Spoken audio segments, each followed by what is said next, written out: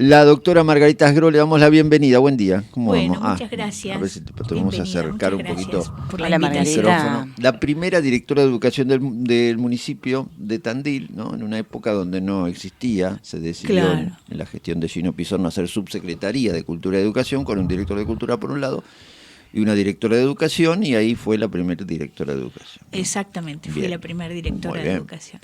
Bueno, dicho esto, nos vamos a meter en dos temas que están muy en boga en estos momentos. Uno de ellos tiene que ver con este proyecto, con este borrador, no se sabe bien qué es, que ha hecho el Ejecutivo Nacional con respecto a intentar cambiar la ley de educación, la vieja ley de educación, que ha tenido algunas modificaciones, obviamente, pero sigue rigiendo en su árbol general, digamos, en su tronco general, y la nueva titular de educación en la provincia, que es Flavia Terigi, así que le vamos a preguntar primero sobre eso, que es más cortito.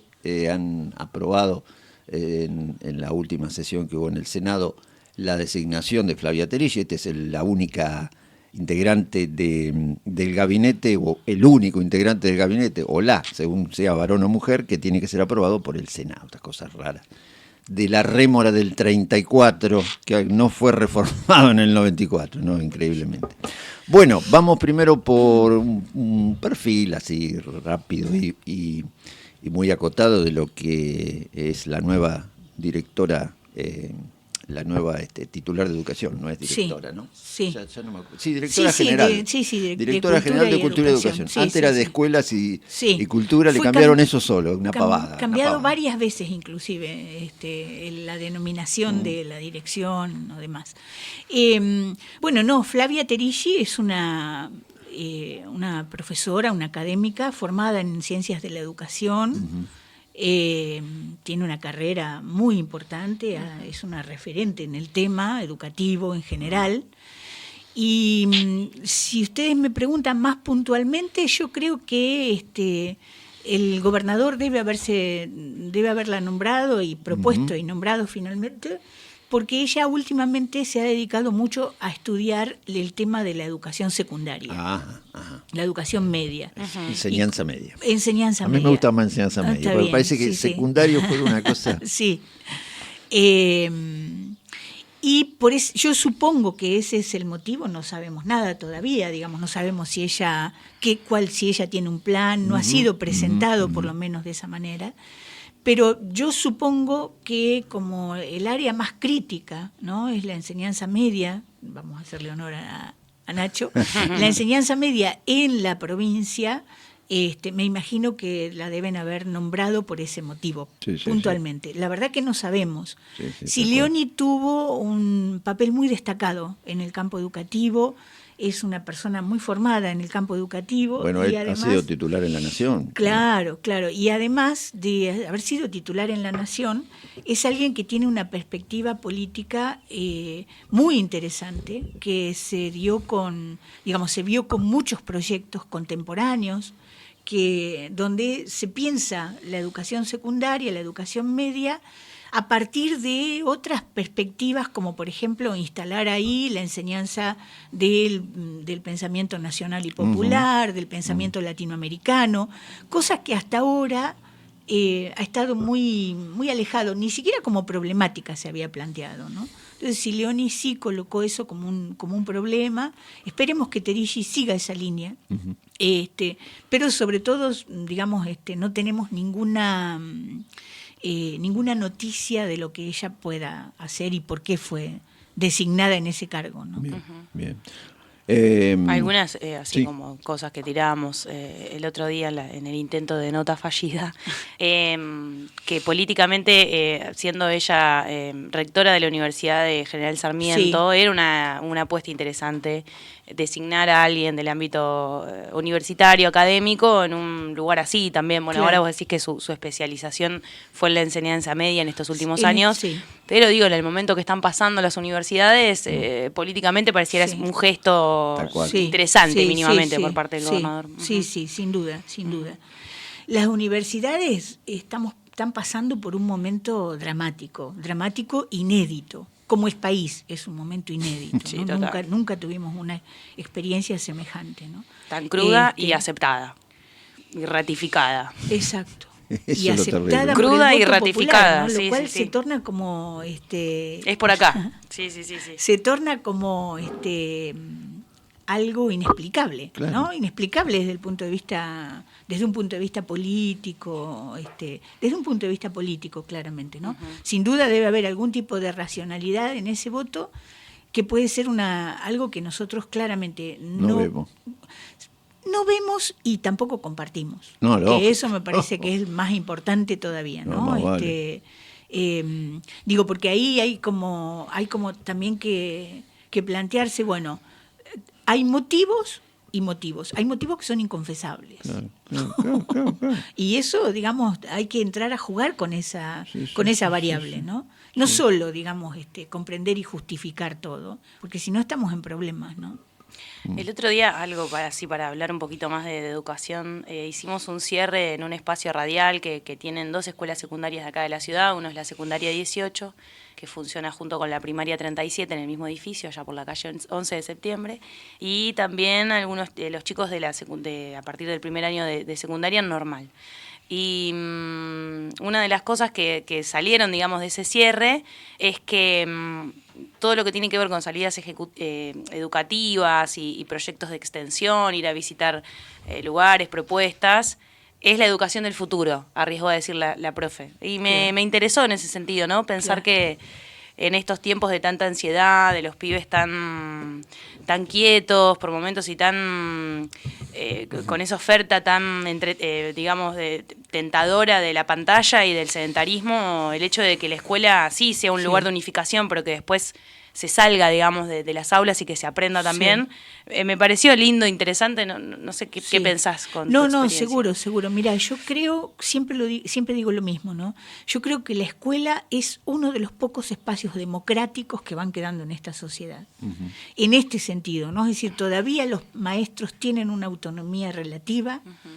Todavía los docentes tenemos en general una autonomía relativa, y tenemos un espacio igualitario de 4 horas donde todos recibimos lo mismo. Uh-huh.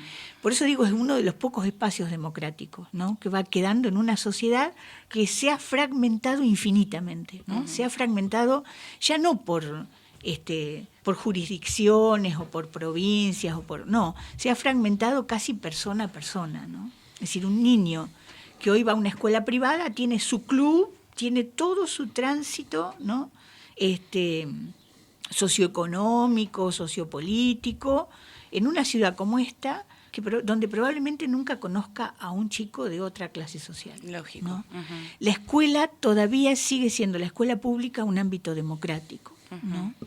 Y en ese sentido me parece que es el tiempo en el que uno lo destinás a distintos objetivos. El fundamental es aprender.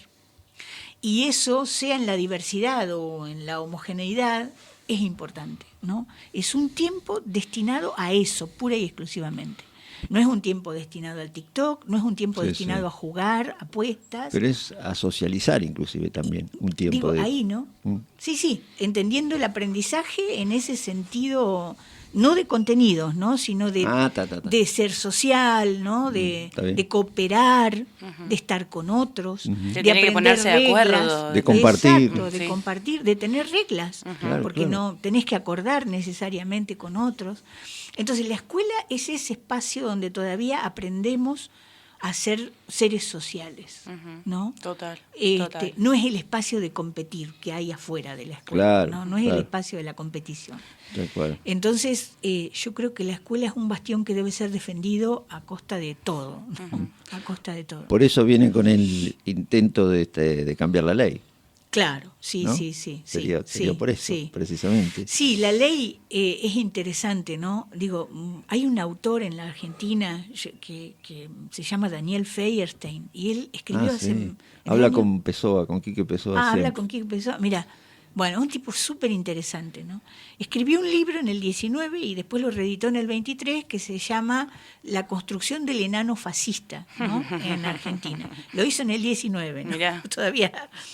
Y él dice una cosa ahí en ese libro, ¿viste? Que las nuevas derechas o los fascismos contemporáneos, ¿no?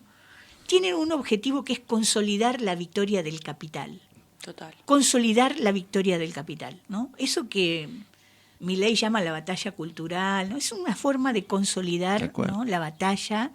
Consolidar, ¿por qué? Bueno, porque lo que se intenta acá es cambiar valores. No es un problema estrictamente de financiamiento, que también lo es, sino básicamente cambiar valores de lo colectivo a lo individual, ¿no? Es decir, ese es para mí el principal objetivo que tiene el gobierno.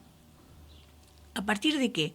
A partir de destruir la nación. Destruir la nación. Esto es lo que a mí me parece. El concepto de nación, ¿no? El concepto, ¿por qué? Porque si nosotros nos atenemos a las leyes de educación anteriores, ¿no?, sacándola del 93, que es una ley neoliberal hecha a la medida del gobierno menemista, que después podemos hablar de eso si ustedes quieren. La famosa educación polivalente, ¿no? Claro, la educación, la ley federal, la ¿no?, ley de federal. educación. La Ley Federal de Educación rompe la unidad del sistema educativo. El sistema educativo argentino tiene una ley fundante que es de 1884, la Ley 1420, ¿no? Común, ley de educación común y universal, gratuita y obligatoria y gradual. Y laica. ¿No? Y laica. Bueno, fue la gran pelea con la Iglesia, ahí ganan, ¿no? Hasta ese momento la Iglesia manejaba la educación totalmente. Claro, exactamente. Hoy la maneja en un porcentaje más chico. Sí, se permitió coexistir en todo caso. Claro, ¿no? Que claro. ahí claro, había exacto, una decisión sí. interesante también. Sí, que quería criar claro. a sus niños bajo. Claro, pensando que la educación confesional hoy no es una educación privada en el sentido real del término, ¿cierto? No, Porque es una educación subvencionada para clases medias bajas, inclusive, no es las cuotas muy accesibles. Es muy accesible. Cambiaron, se hicieron escuelas mixtas, o sea, cambiaron mucho en el recorrido. La ley federal viene a abrir el campo de la educación como empresa. Eso es otra cosa, ¿cierto? Es decir, cualquier particular puede poner una escuela, ¿no?, y se convierte en una empresa, la educación como una empresa. Entonces, vos tenés escuelas donde por el costo que tiene la cuota y la inscripción y todo lo demás, se va segmentando, obviamente. Si vos no podés ir a una escuela donde pagás 100.000 pesos, o 200 o 500, claramente, ¿no? El que puede pagar 500 tiene una franja que va a tal escuela. Tandil es clara en eso, ¿no? En ese sentido. Y los conocemos todos, quiero decir, no es un misterio. Total. Entonces la ley de educación federal, la del 93, vino a romper el sistema educativo. Yo creo que acá, después hay una ley, la del 2006, del kirchnerismo, que es una ley interesante porque vuelve a colocar un debate que para mí es central acá, que es si el Estado tiene la responsabilidad primaria de la oferta educativa o si la principal oferta educativa la tiene la familia. Hasta ahora no había habido ninguna ley que se atreviera a colocar la principalidad de la educación en la familia. Esta ley sí. Esta ley coloca a la familia como la principal responsable de la educación. A la familia y a la sociedad civil. Empresas, fundaciones, organizaciones, ¿no? No importa con qué fines lo hagan, no habla de fines de lucro, pero claramente, digamos, eso está incluido, ¿no? Entonces, esta ley para mí viene a consolidar esa victoria del capital en este sentido, ¿cierto? Es decir, bueno, el Estado se retira, es subsidiario, ¿cierto? Es decir, bueno, vos sos muy pobre, bueno, ¿no? ¿Se acuerdan de la ministra de Capital Humano cuando dijo, yo voy a atender uno a uno a los pobres? Sí. Vos tenés hambre, le dijo a uno, ¿no? ¿Te acordás? En una fila de 20 cuadras. Sí. La tipa dijo, ¿vos tenés hambre? Bueno, esto es absolutamente, combina absolutamente con esa perspectiva. ¿Vos no podés ir a la escuela? Bueno, te voy a dar un voucher para que tus padres te manden a la escuela que ellos elijan. Con lo cual, la principalidad del sistema público desaparece. Y empieza a fragmentarse mucho más lo privado todavía, ¿cierto? Incluso la palabra voucher vinculada a la escuela pública a mí me hace ruido. Bueno, el homeschooling también, eso es muy importante también, ¿no? Yo me anoté acá las cosas que podemos conversar en ese punto. El homeschooling, ¿qué es? El padre no quiere, con mis hijos no, ¿cierto? Yo no quiero educación sexual integral en la escuela. Con mi hijo no se metan. Entonces, ¿qué hago? contrato a alguien, o no, o lo educo yo. Y después el Estado le da el certificado cuando el niño da un examen de matemáticas, lengua, historia. ¿Se entiende? Con mis hijos no. Y acá, digo, hay una cosa muy interesante. Yo me la anoté porque quiero eso desarrollarlo, destacarlo. Que es la función de un consejo escolar de padres, ¿cierto? En una sociedad donde la derecha ha avanzado. Imagínense Tandil, que fuimos de la derecha a la ultraderecha en 2 elecciones, ¿no? Y a una ultraderecha salvaje en 2 elecciones, ¿cierto? Bueno, ahora cada escuela va a tener un consejo, la escuela pública, ¿no? Un consejo escolar de padres, cuyas atribuciones no son la antigua cooperadora, ¿se acuerdan que los papás hacían, ¿no? Feria del plato, no. Ahora va a tener la posibilidad de inmiscuirse en cuestiones pedagógicas, o sea, en cuestiones que antes solo correspondían al Estado, como por ejemplo un plan de estudios. Tremendo. Bueno, ahora no.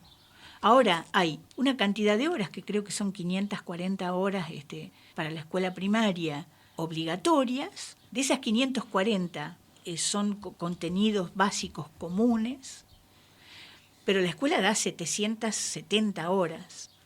La diferencia entre una cosa y la otra la va a definir la directora con el Consejo Escolar de Padres. Esto, digo, es romper el núcleo de la sociedad. ¿Cierto? Sí, porque cuando Sarmiento piensa la escuela, con todo lo que nosotros sabemos de Sarmiento, no hay que disculparle otras cosas, pero él lo piensa con 3 funciones fundamentales, ¿cierto? Bueno, la escuela tiene que ser el vehículo de la formación del Estado Nacional, ¿cierto? Y por eso es responsabilidad del Estado, centralmente. Y a la escuela tiene una función que es la integración social, hijos de los pobres, de los ricos. Es más, Sarmiento tiene un libro que fue publicado en 1849, se llama Educación Popular, y en el capítulo 2 de ese libro habla del financiamiento, ¿no? Claro, 1849, imagínense, todavía ni Constitución había, claro. Ni Constitución.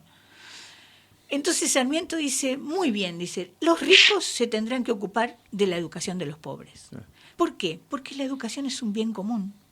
Si vos educás a la gente, se beneficia también el rico. Entonces, que pague la educación de los pobres. Sí. Es como la vacuna, ¿viste? Estaba pensando lo mismo. Claro. Si yo me vacuno, se benefician todos los que están alrededor mío. Exacto. No es un beneficio para vos solo, es para todos, ¿no? Inmunidad de rebaño contra la ignorancia. Exactamente. ¿Qué es lo más caro que hay?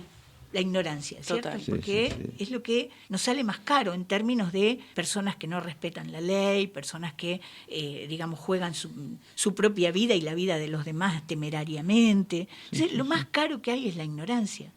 Incluso, yo no sé si un fiscal no tendría que haber actuado de oficio, es obligatoria la vacuna. Nadie puede salir a hacer algo contra una ley. Es un disparate. Es un disparate lo que hicieron. Total. El gobierno nacional reaccionó bastante bien y citó a todos los ministros de salud de las provincias, ¿no? En ese aspecto. Sí. Un consejo, sí. Pensando en estos trayectos, entonces, digamos... Solo, Flor, déjame terminar esta idea. Favor. Digo, Sarmiento pensó la escuela para la integración social de todos, ¿no? Por eso es común y universal la escuela, ¿no? Para la formación de la identidad nacional. Claro. ¿Cómo se forma un país? Con identidad. Y eso que nosotros muchas veces dijimos, qué cosa inútil, ¿no? Ir todos los días y saludar a la bandera, cuando entrábamos, cuando salíamos, cantar, ¿no? El himno. No había argentinos que no supieran el himno. Claro. No había argentinos que no supieran la simbología, ¿no? de la bandera, de Aurora, de la batalla de San Lorenzo. Bueno, digo, eso fue pilar fundamental de la identidad nacional. Y Sarmiento lo tenía reclaro eso, ¿no? Entonces digo, cuando vos querés romper una nación, apuntás contra la educación. Claro, exacto. Entonces, suponete, con mis hijos no. Bueno, en la escuela donde yo voy a ser dueña no va a haber canto a la bandera ni va a haber nada, porque a mí no se me ocurre. Sí, o cantaremos en inglés, qué sé yo. O cantamos en inglés, claro. Sí, o se utiliza como algo pasado de moda, ¿no? Como, bueno, claro. Esto que viene, y en realidad no está constituido, o sea, está constituido para eso, para que se haga un repaso histórico de eso todos los días. Exacto. O sea, desmemoriarnos. El ritual tiene un sentido muy importante en la educación. Y nosotros, inclusive los que estudiamos educación, hemos ingenuamente hablado mal del ritual. Y el ritual tiene una función fundamental. Porque es justamente eso, ¿cierto? Yo siempre cuento una anécdota. Yo tenía, cuando uno aprende el preámbulo de la Constitución, ¿viste? Para todos los hombres del mundo que quieran habitar el suelo argentino, tenés 9 años. ¿Qué sabés lo que es eso? ¿No? Pero lo aprendés de memoria. Yo siempre cuento algo, Nacho, que somos contemporáneos, cuando Alfonsín, y ninguno de nosotros era radical, estábamos muy lejos de eso, ¿cierto? Pero cuando Alfonsín terminaba su discurso recitando, ¿no?, el preámbulo de la Constitución, a uno se le ponía la piel de gallina, ¿viste? Y estábamos lejos de quererlo a Alfonsín, no lo votamos, ¿no? Y sin embargo, digamos, había algo que habíamos aprendido sin sentido a los 9 años y que cuando vos tenías 20 hacía todo el sentido, ¿no? Exacto. Entonces, el ritual en la escuela, los aprendizajes de la escuela son imborrables. Son imborrables. Ni hablar. Bueno, Marga, hemos dado un panorama, seguramente más cerca y más cuando tengamos más datos te llamaremos de nuevo, vamos a seguir dialogando. Dale. Liliana te manda una felicitación porque dice como alguien con solidez institucional y porque ha estudiado el tema puede hablar gracias, de esto. Gracias. Sabemos que no tenés tiempo y nosotros tampoco tenemos mucho tiempo en la radio, así y que el tema es largo. Y que el tema es largo. Sí, vamos a seguir. Inclusive cuando ustedes quieran, yo me anoté varias cosas que sería bueno leerlas puntualmente. Claro. O sea, el aspecto técnico. No tanto, por ejemplo, el financiamiento y las cuestiones que hacen al gobierno escolar. Perfecto. Que son así, digamos, destruir la escuela. Está bien. ¿No? Bueno, muchísimas gracias. Bueno, gracias a ustedes. Margarita Agrodoctora en Educación ha pasado por Parando en Todas.